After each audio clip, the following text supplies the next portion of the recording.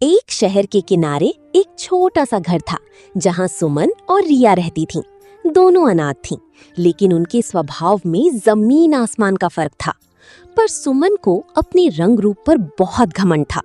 रिया शांत स्वभाव की थी और दूसरों को खुश देखकर ही खुश हो जाती थी। एक दिन उनका रिश्ता एक ही परिवार की दो भाइयों देव और बीर से तय हो गया। ये सुनकर सुमन खुशी से पागल हो गई और रिया से बोली, वाह रिया, मैंने पहले ही कहा था ना, मेरा भाग्य मुझ पर मेहरबान है। देखना, मैं जिस घर में जा रही हूँ वहाँ सिर्फ बहू नहीं बल्कि रानी बनकर रहूंगी। ऐसा रुतबा होगा मेरा कि लोग खुद कहेंगे कि ये लड़की किस्मत वाली है। और देव, वो तो मेरे एक इशारे पर सब कुछ करने को तैयार रहेगा। मुझे पता है कैसे लोगों को अपने हिसाब से चलाया जाता है। सासू माँ को भी मैं बड़ी आसानी से अपने पक्ष में कर लूंगी। और अगर कभी कुछ पसंद नहीं आया तो मैं चुप रहने वालों में से नहीं हूँ। जो गलत लगेगा साफ साफ बोल दूंगी। मुझे किसी की नाराजगी से डर नहीं लगता। दीदी, आप हमेशा हर बात को बहुत जल्दी तय कर लेती हो। रिश्ते ऐसे नहीं चलते। किसी इंसान को, उसके स्वभाव को, उसके हालात को समझने में वक्त लगता है। शादी सिर्फ बड़े घर या आराम का नाम नहीं है, ये एक जिम्मेदारी है जहाँ इज्जत, समझ और प्यार सबसे जरूरी होते हैं। अगर हम शुरुआत से ही अपनी मनमानी करेंगे तो रिश्ते में टिकाऊ कैसे आएगा? लो, आ गई फिर तेरी समझदारी वाली बातें। तू तो बचपन से ही ऐसी है, सबकी सुनने वाली, सबको खुश करने वाली। वैसे भी बीर जैसा सीधा साधा और शांत लड़का तुझ पर ही जचता है। ऐसे लोग तुझे समझ पाएंगे। मैं थोड़ी अलग हूँ रिया। मुझे साधारण जिंदगी नहीं चाहिए। मुझे बड़ा घर चाहिए, बड़ी सोच चाहिए और ऐसी जिंदगी चाहिए जहाँ ठाट बाट हो, इज्जत हो और नाम हो, जहाँ मैं मालकिन की तरह रहूं। दीदी, बड़ा घर ईंटों और दीवारों से नहीं बनता, दिल से बनता है। और वीर वैसे नहीं है जैसा आप सोच रही हैं। वो बहुत समझदार हैं, बस दिखावा नहीं करते। कम बोलते हैं, लेकिन जब बोलते हैं तो सोच समझकर। मुझे अच्छा लगता है कि वो किसी पर अपनी बात थोपते नहीं, बल्कि सामने वाले की राय की कद्र करते हैं। अच्छा, अब तू उनकी तारीफों के पुल बांधने लगी। तू हमेशा से हर इंसान में अच्छाई ढूंढ लेती है, चाहे सामने वाला कुछ भी हो। मुझे बस इतना बताए कि मेरी जिंदगी अब बदलने वाली है। मैं ऐसे शौक से रहूंगी, ऐसे ठाट से चलूंगी कि लोग खुद कहेंगे, वाह क्या बहू आई है। दीदी, मैं बस यही चाहती हूँ कि हम दोनों जिस भी घर में जाएं वहाँ मिलजुल कर रहें, किसी के दिल को ठेस ना पहुँचे।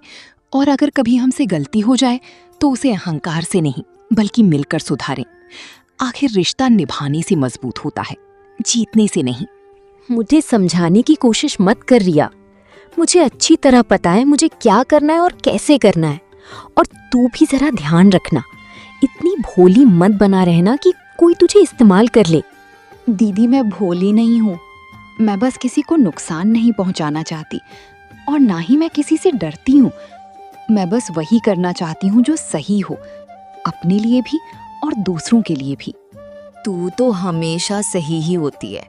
चल, अब ज्यादा मत बोल, मुझे अपने सपनों में रहने दे। जिस घर में मैं जाऊंगी रिया, वहाँ की सोच बदलेगी, वहाँ की हवा तक मेरे हिसाब से चलेगी और मेरा पति भी मेरे इशारे पर चलेगा। शादी की तारीख आ गई। दोनों बहनें एक ही मंडप में ब्याह कर अपने अपने ससुराल पहुंच गईं। घर की मुखिया थी सासू माँ सुमित्रा देवी। सुमित्रा देवी ने दोनों बहुओं का स्वागत किया। पहली नजर में ही वो समझ गई थी कि दोनों का स्वभाव अलग है। आओ मेरी बच्चियों, अंदर आओ। आज से ये चौखट तुम्हारी है, ये आंगन तुम्हारा है और ये घर तुम्हारी खुशियों का बसेरा। अब तुम्हें किसी परायेपन का एहसास नहीं होना चाहिए, क्योंकि जिस दिन बहू इस घर में कदम रखती है उसी दिन वो बेटी बन जाती है। किसी बात से घबराने की कोई जरूरत नहीं है। बस इतना चाहती हूँ कि तुम दोनों आपस में प्रेम से रहो, एक दूसरे का सम्मान करो और पूरे परिवार को अपना समझो। मैं तुम्हारी सास नहीं, तुम्हारी माँ बनने की कोशिश करूंगी। जी सासू माँ, हमें अच्छी तरह पता है कि अब यही हमारा घर है। हम कमजोर नहीं हैं कि किसी बात से डर जाएं। हम कोई गली की भिखारिन नहीं जो सिर झुकाकर जिएं। हम इस घर में जिम्मेदारी निभाने आई हैं, घर को अपने तरीके से संभालने आई हैं। और हाँ, उम्मीद करती हूँ कि हमें यहाँ रानी की तरह सम्मान मिलेगा। आखिर देव मुझसे बहुत प्यार करते हैं, और जहाँ प्यार होता है वहाँ किसी कमी की जगह नहीं होती। बेटी, शब्द सोच समझकर बोलने चाहिए। ये घर किसी का राज्य नहीं है और ना ही यहाँ कोई रानी या नौकर होता है। यहाँ सब बराबर हैं, प्यार से बंधे हुए।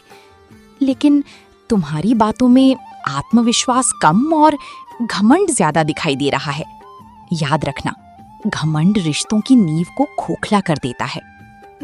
माफ कर दीजिए सासू माँ, दीदी सफर से बहुत थक गई हैं, शायद इसीलिए शब्दों का संतुलन नहीं रख पाई।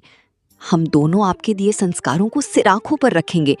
हम पूरे मन से आपकी सेवा करेंगे और इस घर को सच में स्वर्ग बनाने की कोशिश करेंगे। आप बिल्कुल भी चिंता मत कीजिए, आपकी इज्जत और मान हमारे लिए सबसे ऊपर रहेगा। बेटी रिया, तुम्हारे शब्द मेरे दिल को छू गए। इतनी सरलता और मिठास आजकल बहुत कम देखने को मिलती है। जो इंसान अपने शब्दों से दूसरों को सुकून दे, वही असली धन लेकर आता है। ऐसे स्वभाव वाली बहुएं घर में सौभाग्य और शांति दोनों लाती हैं। माँ, आप सुमन की बातों को दिल से मत लगाइए।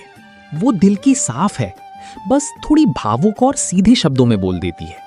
उसका इरादा किसी को ठेस पहुंचाने का नहीं था। वो अपने प्यार और अधिकार को जताने की कोशिश कर रही थी। मुझे पूरा विश्वास है कि वो समय के साथ एक अच्छी और समझदार बहू साबित होगी। माँ, अगर आप अनुमति दें तो मैं भी कुछ कहना चाहता हूँ। रिया बहुत ही नेक दिल लड़की है।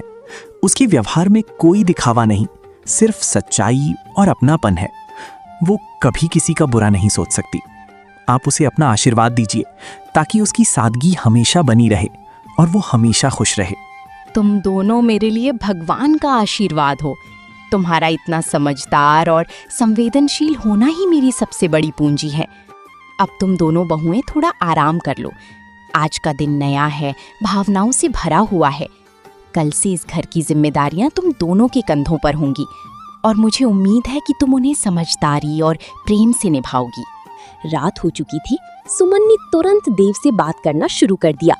देखो देव, मैं कब से तुम्हें समझाने की कोशिश कर रही हूँ, लेकिन तुम हर बात को हल्के में ले लेते हो। ये घर मुझे सच में बहुत छोटा और घुटन भरा लगता है। ऊपर से तुम्हारी माँ हर बात में टोकना, हर काम में कमी निकालना मुझे बिल्कुल पसंद नहीं। मैं कोई ऐसे वैसे घर से आई लड़की नहीं हूँ। मैंने सपने देखे थे कि शादी के बाद मुझे सम्मान मिलेगा, मुझे रानी की तरह रखा जाएगा। अगर यहाँ मुझसे उम्मीद की जाएगी कि मैं हर वक्त समझौते करूँ, हर किसी की बातें सहूँ, तो बताओ मैं कैसे रहूँगी। तुम जाकर उन्हें साफ साफ समझा दो कि मैं तुम्हारी पत्नी हूँ, कोई नौकरानी नहीं जो सुबह शाम घर के कामों में लगी रहूंगी। सुमन की बात सुनकर देव घबरा जाता है। कुछ पल चुप रहता है, फिर संयम के साथ बोलता है। सुमन, तुम इस तरह क्यों बोल रही हो? तुम जानती हो ना कि माँ का स्वभाव शुरू से ही थोड़ा सख्त रहा है, लेकिन उनका दिल बुरा नहीं है। वो सबके साथ एक जैसा व्यवहार करती हैं, चाहे वो तुम हो, रिया हो या मैं खुद। और जहां तक इस घर की बात है, तो ये मेरे लिए सिर्फ ईंट पत्थर का ढांचा नहीं है। ये हमारा पुश्तैनी घर है। इसमें दादा दादी की यादें बसी हैं, पापा की मेहनत की निशानी है। हो सकता है ये घर बड़ा या आलीशान ना हो, लेकिन इसकी अपनी एक गरिमा है। और तुम जानती हो, मेरे लिए तो तुम हमेशा रानी ही रही हो और रहोगी। बस अगर तुम इस तरह माँ के बारे में बोलोगी तो उन्हें बहुत ठेस पहुंचेगी और बात बिगड़ सकती है। अगर उन्हें बुरा लगता है तो लगने दो देव। मैं अब हर किसी को खुश करने के लिए खुद को नहीं बदलने वाली। मैंने तय कर लिया है, कल से मैं घर का कोई काम नहीं करूंगी। रिया से कह दो कि वो सारा काम संभाले। वैसे भी वो हमेशा अपनी मासूम सी शक्ल बनाकर सबके सामने घूमती रहती है, जैसे उसे कुछ पता ही ना हो। और वीर, वो तो उसी पर जान छिड़कता है। तो दोनों मिलकर आराम से ये घर चला लेंगे। मुझसे अब और त्याग की उम्मीद मत करना। सुमन, प्लीज समझने की कोशिश करो। हर बात को इस तरह कठोर बनाना जरूरी नहीं है, ठीक है? अगर तुम्हें किसी बात से तकलीफ है तो हम बैठकर आराम से बात कर सकते हैं। मैं कोशिश करूंगा कि हालात संभल जाएं और किसी को ठेस ना पहुंचे, लेकिन मेरी एक बात मान लो, सबके सामने माँ या रिया के खिलाफ इस तरह बोलोगी तो बात हाथ से निकल जाएगी। मैं नहीं चाहता कि इस घर का माहौल और ज्यादा बिगड़े। थोड़ा धैर्य रखो, शायद वक्त के साथ सब ठीक हो जाए। उधर रिया और वीर आपस में बात कर रहे थे। रिया, मैं तुम्हें कब से देख रहा हूँ, आज तुम कुछ ज्यादा ही शांत हो। ना हंस रही हो, ना खुलकर बात कर रही हो। क्या कोई बात है जो तुम मुझसे छुपा रही हो? या फिर क्या तुम इस घर में खुद को खुश महसूस नहीं कर पा रही? नहीं वीर, ऐसी कोई बात नहीं है कि मैं खुश नहीं हूँ। ये घर, ये लोग और सबसे बढ़कर आपकी माँ, सब कुछ बहुत अच्छा है। बस मन में एक हल्का सा डर बैठा रहता है। मुझे डर है कि दीदी अपनी कड़वी या घमंडी बातों से कहीं सासू माँ का दिल ना दुखा दें। वो बहुत सीधी, समझदार और प्यार करने वाली हैं। मैं नहीं चाहती कि उनके मन में हमारे लिए कोई भी गलत भावना पैदा हो। मैं चाहती हूँ कि इस घर में हमेशा शांति बनी रहे, हम सब मिलकर रहें, एक दूसरे का सम्मान करें। इसलिए मुझे लगता है कि हमें मिलकर सासू माँ का दिल जीतना चाहिए, अपने व्यवहार से, अपने संस्कारों से और अपने प्यार से। तुम जैसी हो वैसी ही रहो, सच्ची, सरल और दिल से जुड़ी हुई। यही तुम्हारी सबसे बड़ी ताकत है। बाकी जो भी बातें होंगी, जो भी मुश्किलें आएंगी, उन्हें संभालने की जिम्मेदारी मेरी है। मैं वादा करता हूँ रिया, इस घर में किसी का दिल नहीं टूटेगा। सब कुछ धीरे धीरे ठीक हो जाएगा। अगले दिन सुबह होते ही सुमन ने वही किया जो उसने कहा था। वो देर तक सोती रही और रिया चुपचाप रसोई में जाकर सासू माँ की मदद करने लगी। ये सिलसिला रोज चलता रहा और घर में धीरे धीरे तनाव बढ़ने लगा। कुछ ही दिनों में सुमित्रा देवी का घर 2 हिस्सों में बंट गया। एक तरफ सुमन का कमरा था, जहां आराम और घमंड का राज था। दूसरी तरफ रसोई और घर के काम थी, जहां रिया अपनी सादगी और मेहनत से सब संभाल रही थी। एक दिन सुबह सुमित्रा देवी रसोई में आई। उन्होंने रिया को अकेले काम करते देखा। अरे रिया मेरी बच्ची, ये सब काम तुम अकेले क्यों कर रही हो? सुबह से देख रही हूँ तुम रसोई से बाहर ही नहीं आई। तुम्हारे हाथ भी थक गए होंगे। और सुमन, वो कहाँ है? क्या वो अब तक सो रही है? अरे बेटी, क्या उसे इस घर की जिम्मेदारियों का जरा सा भी एहसास नहीं है? ये घर सिर्फ मेरा नहीं है, अब ये तुम दोनों का भी है। मैं नहीं चाहती कि इस घर का सारा बोझ सिर्फ तुम्हारे कंधों पर आ जाए। माँ हूँ मैं तुम्हारी, ये सब चुपचाप सहते हुए मैं तुम्हें नहीं देख सकती। नहीं सासू माँ, आप ऐसा मत सोचिए। दीदी रात को काफी देर तक जाग रही थी। शायद नए घर की वजह से उन्हें नींद नहीं आई होगी, इसलिए आज वो बहुत थक गई होंगी। मैंने सोचा अगर उन्हें थोड़ा आराम मिल जाए तो अच्छा रहेगा। मुझे काम करने में कोई तकलीफ नहीं है। आपने मुझे बेटी की तरह अपनाया है, तो ये सब करना मेरा फर्ज बनता है। आप बस आराम से बैठ जाइए, मुझे आपकी मदद की बिल्कुल जरूरत नहीं है। मैं पूरी कोशिश करूंगी कि आपको कभी किसी बात की परेशानी ना हो। रिया, तुम मुझसे झूठ मत बोलो बेटी। मैं माँ हूँ और माँ अपनी बेटी की आंखों में छिपा दर्द पहचान लेती है। तुम कुछ कहती नहीं हो, लेकिन तुम्हारी खामोशी बहुत कुछ कह जाती है।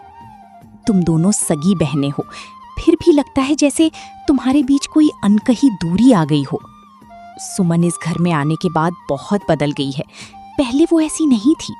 एक दिन भी उसने रसोई में कदम नहीं रखा और तुम हर बात को हंसते हंसते अपने ऊपर ले लेती हो। मुझे डर है कहीं तुम ये सब सहते सहते अंदर से टूट न जाओ। सासू माँ, आप दिल छोटा मत कीजिए। दीदी का स्वभाव थोड़ा अलग है। वो बचपन से ही नाजों में पली हैं। थोड़ी आलसी जरूर हैं, लेकिन उनके दिल में किसी के लिए कोई बुराई नहीं है। वो बस अपनी बातें ठीक से कह नहीं पाती। आप उनसे कुछ मत कहिए, कहीं वो गलत ना समझ लें। अगर घर में प्यार और धैर्य रहेगा तो सब कुछ अपने आप ठीक हो जाएगा। मैं चाहती हूँ कि इस घर में कभी कोई कड़वाहट ना आए, बस सब लोग मिलजुल कर खुशी से रहें। उसी समय देव रसोई में आया और बोला, अरे माँ और रिया, तुम दोनों यहाँ इतनी देर से क्या बातें कर रही हो? रिया, तुम अभी तक रसोई में ही क्यों खड़ी हो? मुझे काम के लिए देर हो रही है, बहुत काम है आज। सब कुछ छोड़ो, पहले मेरा नाश्ता जल्दी से लगाओ। तुम जानती हो ना, मुझे देरी बिल्कुल पसंद नहीं। देव, आज मैं तुमसे एक सवाल पूछना चाहती हूँ और इस बार तुम मुझसे बच नहीं पाओगे। तू ही बता, तेरी पत्नी सुमन कहाँ है? क्या वो इस घर की बहू नहीं है? क्या सिर्फ रिया ही इस घर की जिम्मेदार है? सुबह से देख रही हूँ, रसोई, झाड़ू, पोछा, चाय नाश्ता, हर काम अकेले रिया कर रही है। वो कब तक सब कुछ अकेले उठाती रहेगी?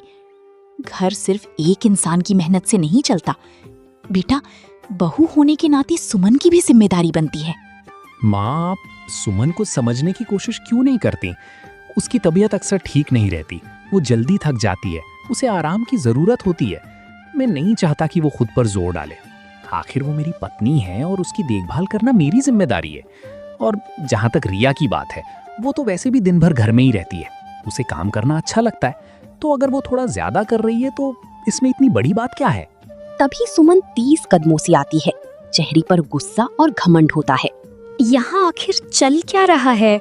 सुबह सुबह इतना शोर, इतनी बहस, इतनी ऊंची आवाजें। क्या इस घर में मेरी शांति की कोई कीमत ही नहीं है?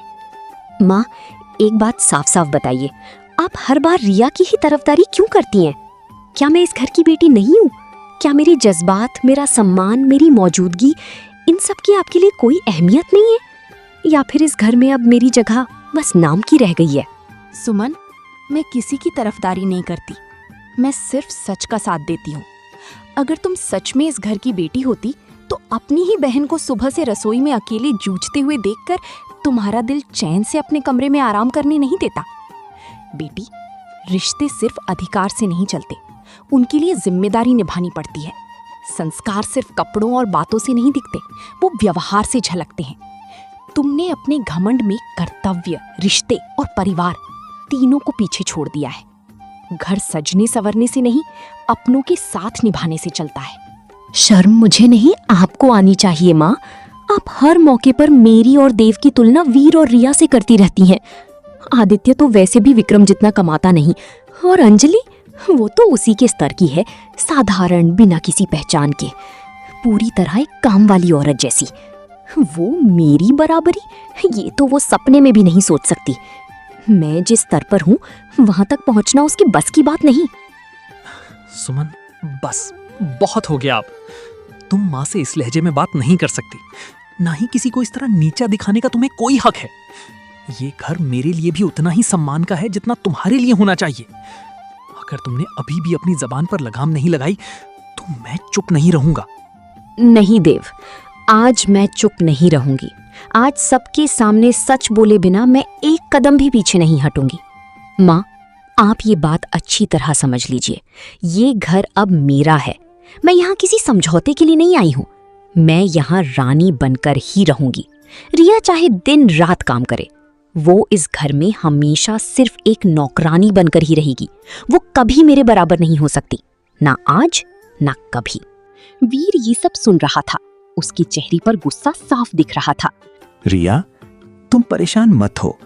इस घर में हमारी मेहनत और सच्चाई किसी की जुबान से छोटी नहीं हो सकती। हम दोनों एक दूसरे का साथ निभाने आए हैं, ना कि किसी से मुकाबला करने। तुम जैसी हो वैसी ही रहो, सच्ची, सरल और आत्मसम्मान से भरी। जो लोग घमंड के सहारे खड़े होते हैं वो एक दिन खुद ही गिर जाते हैं। बाकी जो भी होगा मैं उसे सही और सम्मानजनक तरीके से संभाल लूंगा। वीर बेटा, शांति रखो। ये घर तुम्हारा भी उतना ही है जितना किसी और का। गुस्से में लिया गया फैसला अक्सर जिंदगी भर का पछतावा बन जाता है। वक्त सबका हिसाब करता है, सच्चाई का भी और घमंड का भी। देव अपनी पत्नी का पक्ष लेता है। वीर चुपचाप चला जाता है। रिया की आंखों में आंसू थे, मगर उसने कुछ नहीं कहा। सुमित्रा देवी ने रिया को गले लगाया और मन ही मन फैसला किया कि वो इस घर में न्याय जरूर करेंगी। इस घटना के बाद सुमन का घमंड और बढ़ गया। वो रिया को और भी ज्यादा तानी मारने लगी। कुछ दिनों के बाद एक सिद्ध साधु का आगमन हुआ। उनका नाम था स्वामी विवेकानंद। उनके हाथ में एक साधारण सी लाठी थी और चेहरे पर एक अजीब सी शांति। अलख निरंजन माता, मैं कई दिनों से भ्रमण कर रहा हूँ। रास्ता लंबा था, पैर थक गए हैं, शरीर में कमजोरी है। मुझे बहुत भूख लगी है और गला भी सूख रहा है। यदि इस पवित्र घर में एक वक्त का सरल भोजन और थोड़ा सा जल मिल जाए तो मेरी थकान दूर हो जाएगी। साधु का पेट भरना बड़ा पुण्य होता है माता, इसीलिए तुमसे विनती करने आया हूँ। सुमित्रा देवी ने उन्हें गौर से देखा और श्रद्धा से भरकर अंदर गई। उन्होंने रिया को अपने पास बुलाया और कहा, दरवाजे पर एक पूज्य महात्मा आए हैं, उनकी सेवा करना हमारा धर्म है।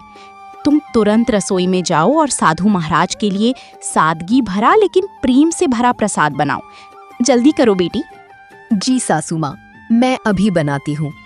मैं प्रयास करूंगी कि उन्हें किसी तरह की कमी महसूस ना हो, वो हमारे घर से संतुष्ट होकर जाएं। रिया तुरंत तेजी से रसोई में गई और साधु के लिए स्वादिष्ट भोजन बनाने लगी। उधर सुमन भी साधु की आवाज सुनकर बाहर आई। उसने साधु को ऊपर से नीचे तक देखा और तिरस्कार से बोली, अरे ये कैसा आदमी हमारे दरवाजे तक चला आया है? कपड़े देखो, हालत देखो, ये तो किसी भिखारी से भी बदतर लग रहा है। माँ, आप सच में हैरान कर देती हैं। आप ऐसे अनजान और संदिग्ध लोगों को घर के अंदर क्यों आने देती हैं? क्या हमारा घर कोई धर्मशाला है जहाँ जो मनाए थका हारा भूखा प्यासा आकर दरवाजा खटखटाता रहे और हम सबकी सेवा करते फिरें? आज खाना मांग रहा है, कल पता नहीं क्या मांगने लगे। अनजान लोगों से दूरी रखना ही समझदारी होती है। आपको जरा भी डर नहीं लगता क्या? सुमन, बस अब एक भी शब्द नहीं। तुम्हारी ये जुबान तुम्हारे संस्कारों पर सवाल खड़े कर रही है। ये व्यक्ति कोई साधारण भिखारी नहीं है, एक महात्मा है, थके हुए, भूखे और प्यासे। हमारी संस्कृति में अतिथि को भगवान का दर्जा दिया गया है। जो हमारे द्वार पर आता है उसे खाली हाथ लौटाना पाप माना जाता है। धन दौलत से बड़ा इंसान का हृदय होता है। और तुम्हारे शब्द मुझे बहुत दुख पहुंचा रहे हैं। माँ, आप भावनाओं में बह जाती हैं। आजकल हर दूसरा आदमी महात्मा बनकर लोगों को बेवकूफ बनाता है। सम्मान हर किसी को नहीं दिया जाता। सम्मान वही पाता है जो उसके लायक हो। मैं अपनी मेहनत का खाना किसी अनजान इंसान पर यूं ही लुटाने नहीं वाली। मैं साफ साफ कह रही हूँ, ना मैं इन्हें खाना दूंगी ना पानी। हम कोई मजबूर नहीं है कि हर आने जाने वाले की सेवा करें। अगर आप चाहें तो करें, लेकिन मुझसे इसकी उम्मीद मत रखिए। साधु मुस्कुराई लेकिन भी कुछ नहीं बोली। इतने में रिया भोजन लेकर बाहर आई और विनम्रता से बोली, साधु बाबा, कृपया मेरी दीदी की बातों को अपने हृदय से ना लगाइएगा। उनका स्वभाव थोड़ा तीखा है, पर उनका मन बुरा नहीं है। कभी कभी मन की उलझने शब्दों में कठोरता बनकर बाहर आ जाती है। आप यहाँ पधारिए, इस चौकी पर बैठ जाइए। मैंने अपने हाथों से आपके लिए सादा सा भोजन बनाया है। ये भोजन किसी महल की रसोई से नहीं आया, ना ही इसमें कोई विशेष व्यंजन है, पर इसमें मेरी पूरी श्रद्धा है, मेरी मेहनत है और वो आदर है जो मैं अपने बड़ों और अतिथियों के लिए रखती हूँ। यदि इसमें कोई त्रुटि रह गई हो या ये आपकी अपेक्षाओं पर खरा ना उतरे, तो मुझे अपनी बेटी समझकर क्षमा कर दीजिएगा बाबा। बेटी, तुम्हारे हाथों में सचमुच अमृत बसता है। इस भोजन की सुगंध नहीं बल्कि तुम्हारे मन की पवित्रता मेरी आत्मा तक पहुंच रही है। तुम्हारी आवाज में कोई बनावट नहीं, कोई दिखावा नहीं, सिर्फ सच्चाई है। और वही सच्चाई सबसे बड़ा आहार होती है। आज तुमने मुझे भोजन से अधिक एक ऐसा सुकून दिया है जो वर्षों की तप से भी नहीं मिलता। पर बेटी, मैं यहां केवल भूख मिटाने नहीं आया हूं। मैं ये देखने आया हूं, एक घर में जब दो बहनें होती हैं, क्या वो आपस में उतना ही प्यार करती हैं जितना अपने घर पर करती थी? मेरे कहने का मतलब सिर्फ यही है बेटी, अगर एक घर में दो बहनें हैं तो अपना मिलजुल कर रहना चाहिए।